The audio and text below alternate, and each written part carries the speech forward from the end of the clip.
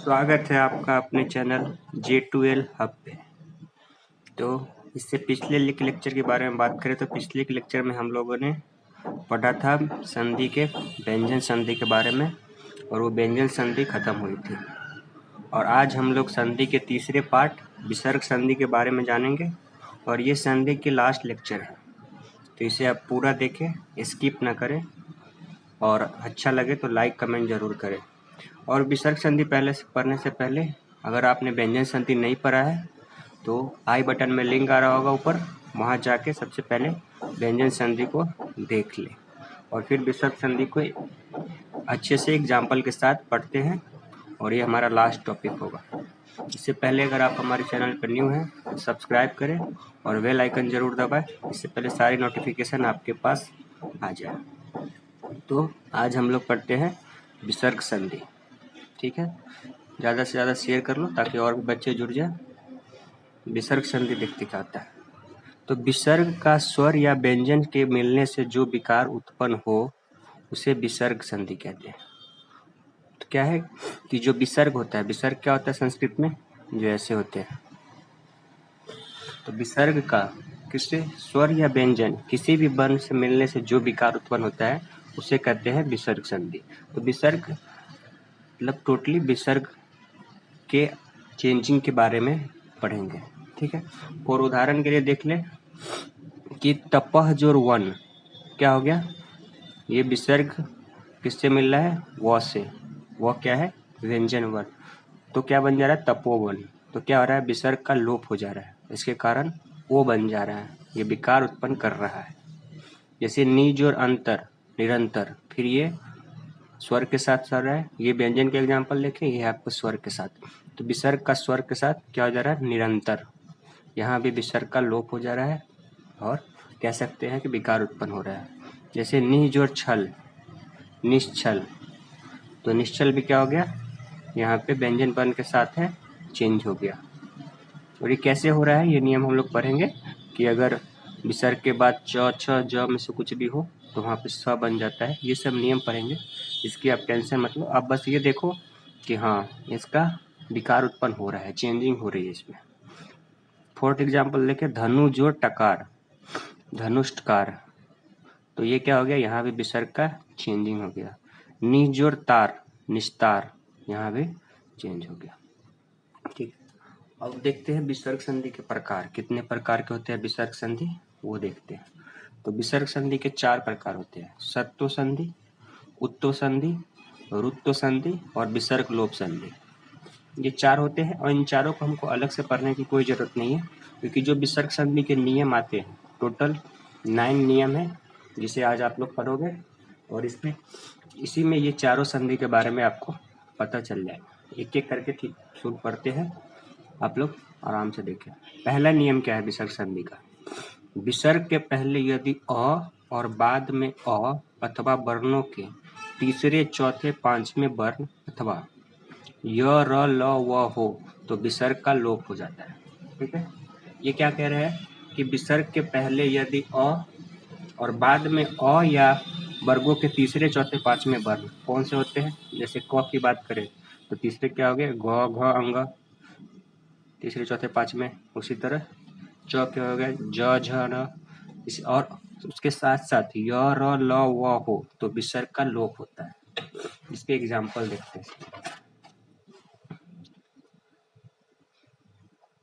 जैसे मनह जोर अनुकूल, अब क्या है, विसर्ग के बाद अ आ रहा है, विसर्ग से पहले भी क्या था अ और उसके बाद भी अ आ रहा है, तो ये किस में बदल जाएगा, मनोनुकूल।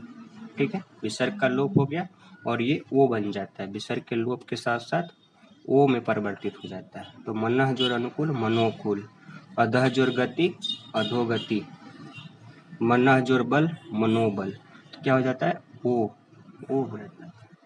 दूसरा नियम अगर देखें तो विसर्ग से पहले अ आ को छोड़कर कोई स्वर हो, मतलब स्वर तो ये दोनों भी है लेकिन इन दोनों को छोड़ के कोई स्वर हो, और बाद में कोई स्वर हो वर्ग के तीसरे चौथे पांचवें वर्ण अथवा य र ल व हो, मतलब स्वर के साथ साथ वही तीसरे चौथे पांचवें और साथ में य र ल व ह हो तो विसर्ग का र या र हलंत यानी बड़ी र या छोटी र आधा र कह सकते हैं होता है। ठीक, अब इसे भी एग्जाम्पल समझे। जैसे निह जोर आहार, अब क्या है, विसर्ग से पहले ई था जो अ में नहीं आता है, तो कौन से नियम लगेंगे, ये वाले। तो निह जोर आहार तो किस में हो जाएंगे आपको, ये र में, तो र और आकार रा, निराहार। इसी तरह निह जोर आशा, यहाँ भी हो जाएगा र, निराशा। उसी तरह निह जोर धन, निर्धन। ठीक है, अब चलते हैं तीसरे नियम पे। तीसरा नियम क्या है, विसर्ग से पहले कोई स्वर हो और बाद में च, छ या स, तो विसर्ग का स हो जाता है। क्या है, विसर्ग से पहले कोई भी स्वर हो और बाद में च, छ या स हो तो विसर्ग का स हो जाता है। और एग्जाम्पल देखते हैं। विसर्ग से पहले क्या है, स्वर है, हाँ है, ई। इसके बाद क्या है, च है, तो कौन से नियम लगेंगे, ये। तो क्या हो जाएगा, स, तो नी जोड़ चल, निश्चल। नी जोड़ छल, निश्चल। दू जोड़ शासन, ये क्या है, स है, तो दुशासन। ठीक है, यही क्या है। अब हम लोग देखते हैं इसके चौथे नियम।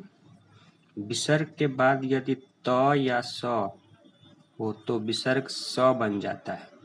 ओके, त या स हो तो विसर्ग स बन जाता है। जैसे एग्जाम्पल देखते हैं। जैसे नमः जोड़ ते, तो क्या है, तो है, तो क्या हो जाएगा, नमस्ते, स बन गया। नि जोड़ संतान, क्या है, इसके बाद क्या है, स, तो क्या हो जाएगा, निसंतान। दू जोड़ साहस, फिर स है, तो कौन सा हो जाएगा, स में कन्वर्ट हो जाएगा, तो दुस्साहस। ठीक है, अब चलते हैं हम लोग पांचवें नियम। पांचवा नियम क्या कहता है कि विसर्ग से पहले ई, उ और बाद में क, ख, ड, ठ, प, फ यानी प्रथम और द्वितीय वर्ण में से कोई वर्ण हो तो विसर्ग का स बन जाता है। ये क्या है, मूर्धन सा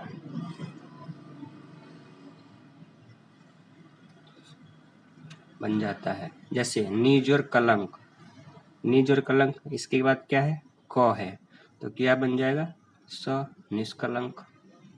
ये क्या है, स का आधा है। चतुर्जोर पाद, चतुष्पाद। अब आता है छठे नियम। छठे नियम को भी देखते हैं। छठा नियम कहता है कि विसर्ग से पहले अ, आ हो और बाद में कोई भिन्न स्वर हो तो विसर्ग का लोप हो जाता है। क्या कह रहा है कि विसर्ग से पहले अ, आ हो और बाद में कोई भिन्न स्वर हो तो विसर्ग का लोप हो जाता है, मतलब विसर्ग हट ही जाता है। जैसे देखिए, विसर्ग से पहले क्या है, विसर्ग से पहले अ, आ हो और बाद में कोई भिन्न स्वर हो। भिन्न स्वर है, हाँ है, र आ रहे हैं, तो ये विसर्ग हट जाएगा, निरोग। निह जो रस, क्या है, र, भिन्न स्वर है, इससे अलग है, तो विसर्ग हट जाएगा, नीरस। अब आते हैं लास्ट नियम की बात करते हैं। लास्ट नियम कहता है कि विसर्ग के बाद क, ख अथवा प, फ होने पर विसर्ग में कोई परिवर्तन नहीं होता। क्या, विसर्ग के बाद क हो, ख हो या प, फ हो होने पर विसर्ग में कोई चेंज नहीं होता। तो इसका एग्जाम्पल लेते हैं। जैसे अंतः जोड़ करण, विसर्ग के बाद क्या है, क है, तो क्या हो जाएगा, अंतःकरण। ऐसे का ऐसे ही हो जाएगा, कोई चेंजिंग नहीं होगा विसर्ग में। तो ये थे विसर्ग संधि के 7 नियम, जिसे अच्छे से आपने देखे। और ये 7 नियम होते हैं, सॉरी अगर 9 बोला होगा तो 7 ही होते हैं। 7 नियम, और 7 नियम आपका विसर्ग संधि का सारा सिलेबस उसी में ख़त्म हो गया। ठीक है, उम्मीद करता हूँ ये वीडियो आपको पसंद आई होगी। अगर आए तो लाइक कमेंट करें और चैनल को सब्सक्राइब करना ना भूलें। आज के लिए इतना ही बच्चों, थैंक यू।